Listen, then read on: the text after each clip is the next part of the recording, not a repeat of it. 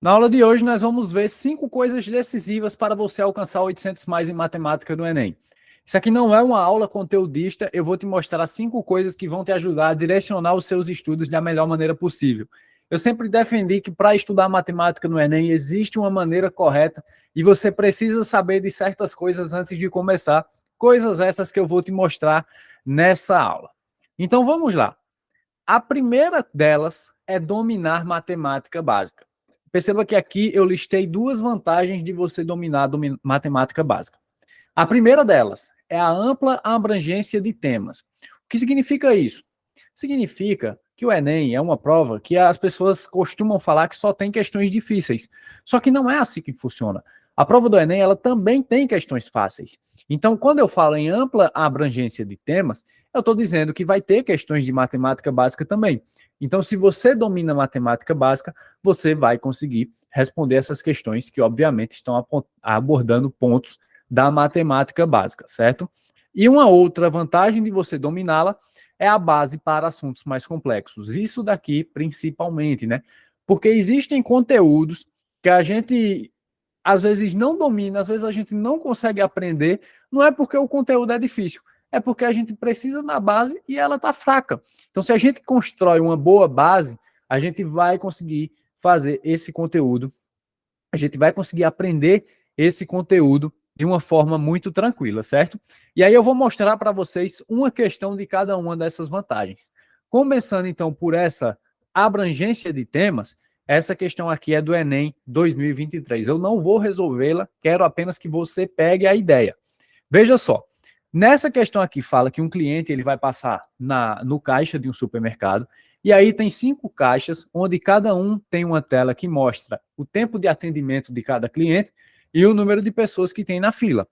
Tudo que a gente tem que fazer aqui é ver qual é o caixa que vai levar menos tempo, para que todas as pessoas da fila passem e aí chegue a vez desse cliente aí. Então veja, vou pegar aqui, caixa 1. O tempo de atendimento de cada cliente é de 12 minutos e tem 5 pessoas na fila. Então, para a gente saber o tempo de atendimento total desse caixa para aquelas pessoas que estão na fila, o que é que a gente tem que fazer? Pegar o 12, que é o tempo de atendimento, multiplicar pelo número de pessoas na fila, né? E aí a gente tem. Então, veja, a gente vai fazer isso para o caixa 2, para o caixa 3, para o caixa 4 e também para o caixa 5. Então, para resolver essa questão, eu precisei de quê? Multiplicação. Então, é uma questão de matemática básica. Você só precisa saber multiplicar, certo? Então, quando eu falo em ampla abrangência de temas, é isso. Vai ter questões de matemática básica também, como é o caso dessa questão. Agora, quando eu falo em base para assuntos mais complexos, eu trago essa questão como exemplo. Perceba que aqui ela já está bem resolvida, né? Mas eu vou te mostrar aonde a matemática básica foi tão importante para a resolução dessa questão. Perceba que aqui eu avaliei essa opção 1, certo? Essa é uma questão de trigonometria, eu utilizei aqui o seno, enfim. Eu quero que você observe apenas aqui, essa parte. Nessa opção 2, eu vou circular aqui. Eu cheguei a um determinado resultado, que foi 24 raiz de 2. 24 sobre raiz de 2, certo? Um ponto da matemática básica é a racionalização de denominadores. A gente não pode deixar raízes nos denominadores das frações. Então, para isso, a gente tinha que racionalizar essa fração aí. Como a gente faz? Olha, eu multipliquei por essa outra fração aqui, ó, vezes raiz de 2 sobre raiz de 2. Isso daqui eu não aprendi estudando trigonometria. Isso daqui eu aprendi estudando matemática básica. E aí, quando eu multipliquei essas duas frações, que inclusive multiplicação de frações também é da matemática básica, aí eu finalmente consegui chegar no resultado. Ó. Eu obtive aqui 24 raiz de 2 sobre 2, e depois eu fiz a simplificação da fração, que também é da matemática básica, e aí eu cheguei no resultado aqui, 12 raiz de 2, que perceba que é uma das alternativas, ó, a alternativa C, 12 raiz de 2. Agora, nessa opção 3 aqui, eu calculei também um comprimento ali, né, do cabo de aço. Falando do cabo de aço, apesar de eu não ter lido a questão, mas se você quiser fazer a leitura, fica à vontade, é só dar uma pausazinha aí. Perceba que a mesma coisa, eu cheguei no resultado, 36 sobre a raiz de 3. E aí, como eu tenho uma raiz no denominador, eu preciso tirar ela dali. Como eu fiz isso? Através da racionalização de denominadores, que eu aprendi estudando matemática básica. Então, eu multipliquei por essa fração aqui, ó, raiz de 3 sobre raiz de 3. Aí eu cheguei nesse resultado, 36 raiz de 3 sobre 3. E depois eu fiz a simplificação desse 36 e desse 3 e finalmente cheguei no resultado final, que é 12 raiz de 3, que perceba que também está presente aqui nas alternativas, sabe? Então é o seguinte, às vezes a pessoa ela consegue desenvolver todo o conceito da trigonometria e quando chega no final para fazer uma simples racionalização de denominadores, ela não consegue porque ela não está com a base tão forte. Ah, então é possível aprender trigonometria sem ter uma base tão forte? Sim, você consegue, né? Porque tudo que eu apliquei aqui foi uma igualdade, aí conceitos daquela multiplicação cruzada, né? Que a gente conhece como meio pelos extremos. Mas, enfim, quando chega aqui no final, precisa aplicar a racionalização de denominadores, que é um tópico da matemática básica, e não consegue. Então, enfim, essa foi a primeira coisa decisiva para você alcançar 800 mais. Você precisa dominar matemática básica. A segunda coisa decisiva é resolver muitas questões. Duas vantagens de resolver muitas questões. Primeira delas, você vai ter familiaridade com as questões padrões.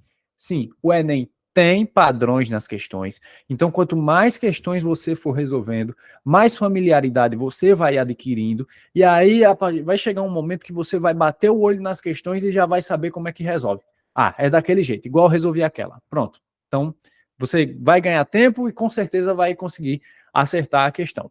E uma outra vantagem é a identificação de pontos fracos. Às vezes a gente vê a teoria, vai resolver questões e aí a gente não consegue. Às vezes até consegue, mas vai chegar um momento ali que a gente vai estagnar. Isso é super normal. E aí você vai fazer essa identificação de pontos fracos, certo? Isso pode até acontecer, por exemplo, na questão passada que a gente viu. Às vezes você até estudou a racionalização de denominadores, mas nas questões de trigonometria não lembrou dela. Então você identifica ali, opa, não lembrava, hora de revisar. Então você fazendo essa identificação, você vai revendo ou vendo alguns conceitos que ainda não foram vistos. E enfim, isso é uma vantagem. Eu vou te mostrar agora uma questão. Essa questão aqui é do Enem 2018, e aí veja como ela é parecida com a questão anterior que a gente viu do supermercado. Ela mostra aqui na imagem 5 máquinas, máquina 1 até a máquina 5, mostra o tempo que cada máquina leva para escanear uma mala, então aqui na máquina 1, 35 segundos, na máquina 2, 25 segundos e assim sucessivamente, e mostra o número de pessoas que está na fila de cada máquina. E aí uma pessoa ela vai passar a máquina dela para que a máquina faça o raio-x. O que é que a gente tem que fazer então? Por exemplo, nessa máquina 1, essa pessoa do mesmo jeito, ela quer levar o menor tempo possível. Então nessa máquina 1 a gente multiplica 35 por 5. Aí a gente chega num resultado. Na máquina 2 a gente faz do mesmo jeito. Na máquina 3 a gente faz do mesmo jeito. Então veja, é uma questão de matemática básica e é uma questão padrão. Por quê? Aquela questão que eu mostrei, ela é do Enem 2023. Ela resolvia pegando 5 opções e em cada uma realizando uma multiplicação. Essa daqui também. São 5 opções e em cada uma você realiza uma multiplicação, tá? Então você resolvendo essa e depois resolvendo aquela, você já fala, ah, é daquele mesmo jeito. Ou então o contrário, você resolver aquela primeiro, depois vem resolver essa, ah, é desse jeito que resolve. Certo? Então aí, identificação de questões padrões. Você cria essa familiaridade. Uma terceira coisa decisiva e que pouca gente sabe é entender a matriz de referência. O que é a matriz de referência? É um documento público, então se você colocar aí no Google agora, matriz de referência Enem, você consegue encontrá-la e ver aí as competências e habilidades que são cobradas no Enem. Não só em matemática, é claro, em todas as áreas do conhecimento. Qual é a vantagem de entender a matriz de referência? É entender como as questões são cobradas. É claro que nem toda habilidade vai dar para a gente um modelo de questão, mas existem algumas habilidades chaves que a gente, conhecendo elas, resolvendo questões delas, a gente não é pego de surpresa. E aí, às vezes, até chega na prova já procurando por aquela questão que a gente já sabe que vai cair. Eu vou te mostrar aqui exemplos. Olha, essa daqui é a habilidade 1 de matemática, que diz o seguinte: reconhecer no contexto social diferentes significados e representações dos números e operações, naturais, inteiros, racionais ou reais. Então aqui fala, ó, em contexto social e fala em diferentes significados e representações dos números. Gente, então isso daí significa que vai ter pelo menos uma questão do Enem que vai exigir isso de você. E tá aqui o exemplo de questão do Enem 2023. Ela fala aqui sobre as características culturais que variam de povo para povo e diz o seguinte: há notícias de um povo que possuía formas de contar diferentes das nossas, como indicado no quadrinho a seguir. Então veja, esse povo ele contava o 1 como sendo Urapum, o 2 Ocosa, o 3 Ocosa Urapum. Esse era o método de contagem desse povo. Então, como tem dizendo aqui na habilidade, são diferentes significados e representações dos números e operações no contexto social, certo? E aí, qual é a nossa função aqui? É identificar como é dito os números 5 e 7 nessa cultura, certo? Então, a gente sabendo disso, a gente já sabe. No Enem, vai ter pelo menos uma questão que vai exigir isso da gente. Às vezes ela exige do nosso próprio sistema decimal, né, que é o sistema de numeração decimal, que é o que utiliza os 10 algarismos de 0 a 9, mas às vezes ela utiliza de contextos assim que a gente não conhece, né, que a gente não é obrigado a saber. Por exemplo, desse povo que ela está mostrando. Então, já que a gente não é obrigado a saber, ela explica para a gente como é que funciona, e aí, a partir daí, a gente já vai tirando conclusões, certo? Um outro exemplo aqui, ó, identificar características de figuras planas ou espaciais. Uma vez disseram assim para mim, eu espero que não tenha nenhuma questão daquelas que é para a gente olhar a figura e saber o nome dela. Foi dessa forma que me falaram. Só que deixa eu te contar, vai ter. Sabe por que vai ter? Porque está na matriz de referência. Então, vai ter pelo menos uma. Pode ser que tenha duas, tá? Então, ó, você vai ter que identificar essas características de figuras planas ou espaciais. No caso do Enem 2023, essa foi a questão. A gente tem aqui um quadro com 3 torres de castelos e tem a Lua, que é essa parte redondinha aqui que está mais clara. No caso, ela fala assim, nesse quadro, a parte da Lua escondida atrás da torre mais alta do castelo pode ser representada por 1. A gente quer saber o que significa esse pedacinho aqui, ó. O que é isso? Qual é a representação desse pedacinho aqui, ó, que lembra uma fatia de pizza ou lembra até a boca do Pac-Man, né? Enfim, a resposta dessa questão, só para a gente saber, é um setor circular, certo? Foi muito comum também alguns alunos confundirem dizendo que era um cone. Não é um cone, porque um cone, ele é uma figura espacial, ou seja, é uma figura que tem volume, é uma figura 3D. E o que a gente está observando aí é um quadro. Um quadro, ele não tem volume, um quadro é uma pintura, então é uma figura 2D, certo? Se a gente observar um cone de frente, que desde que ele esteja perfeitamente alinhado com os nossos olhos, a gente vai perceber essa figura daí. Só que não é um cone porque, como eu falei, não tem volume. Quarta coisa decisiva para alcançar 800 mais em matemática no Enem é fazer simulados. E aí, nesse caso, eu listei 3 vantagens de fazer simulados. A primeira delas é a gestão de tempo. Tem pessoas que vão para o Enem sem fazer simulados, achando que o tempo é mais do que suficiente, e aí são pegos de surpresa, porque chega no final da prova e tem que chutar um monte de questão.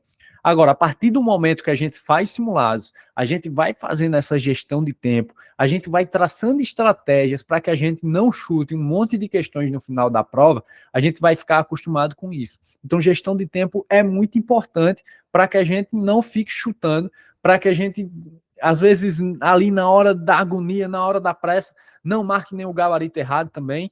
Enfim, essa gestão de tempo ela é muito importante, certo? É 90 questões para 5 horas no dia de matemática, né? São 5 horas de prova, 90 questões. Então é muito importante essa gestão do tempo. Segunda vantagem, a avaliação do progresso. Você vai ter noção de como você está evoluindo. Por exemplo, você faz um simulado, acerta 20 questões. Estou considerando aqui só matemática, tá? Matemática com 45 questões. Você faz um simulado, acerta 20. Aí no próximo simulado você acertou 25. Já houve uma evolução. No próximo simulado você acertou 28. Está evoluindo. No próximo, você acertou 30, está evoluindo. Ah, está evoluindo devagarinho, mas está. Veja, primeiro você acertou 20, no quarto você já acertou 30, já foram 10 a mais. Então você já vai conseguindo fazer essa avaliação do progresso e, é claro, fazer simulados também, você está resolvendo questões. Aí entra aquelas vantagens que eu citei, né, na hora de resolver questões. Você cria familiaridade com as questões padrões, além de fazer a identificação dos pontos fracos. Porque se você está acertando questões nos simulados, como eu citei, por exemplo, se você acertou 30, você errou 15. É hora de você fazer essa identificação dos pontos fracos e fazer correções para que você continue evoluindo. E o terceiro ponto, que também é importantíssimo, é a simulação de condições reais. A gente não sabe qual é a situação da escola que vai ser selecionado para fazer o Enem, se é uma escola que tem cadeiras confortáveis, se é uma escola que a sala está climatizada de uma forma legal, se é uma sala que não tem, uma escola que não tem muito barulho no entorno dela. Então a gente tem que se acostumar com certas coisas, certo? Então, quais são as dicas que eu dou? Na hora de fazer simulado, deixa a tua cadeira ergonômica de lado, certo? Pega a cadeira da mesa, uma cadeira de cozinha, tá? Que lembra uma cadeira de escola. A climatização, assim, né? Geralmente a gente espera que não seja, mas, enfim. E barulho também não espera estar 100% silencioso, tá? Isso aí é praticamente impossível. A gente se habituar a fazer simulados, não em muito barulho, mas também para não ficar 100% silencioso, senão ali na hora da prova a gente acaba estranhando e talvez a gente não consiga se concentrar tanto. Então essas são as 3 vantagens de fazer simulados. Quinto e último ponto é ter constância. De nada adianta você fazer tudo o que eu acabei de citar. Primeiro, dominar matemática básica. Segundo, resolver muitas questões. Terceiro, entender a matriz de referência. Quarto, fazer simulados, se você não fizer isso com constância. Nós não somos máquinas, ao longo do tempo a gente vai esquecendo das coisas, certo? E assim, quanto mais constância a gente tiver, quanto mais a gente fizer, mais a gente vai evoluindo. E aí, se a gente está evoluindo, se você fizer isso com constância, essa aula está acontecendo em fevereiro. O Enem acontece em novembro. Você for fazendo tudo isso até lá, eu boto minha mão no fogo que você vai conseguir alcançar 800 mais em matemática no Enem.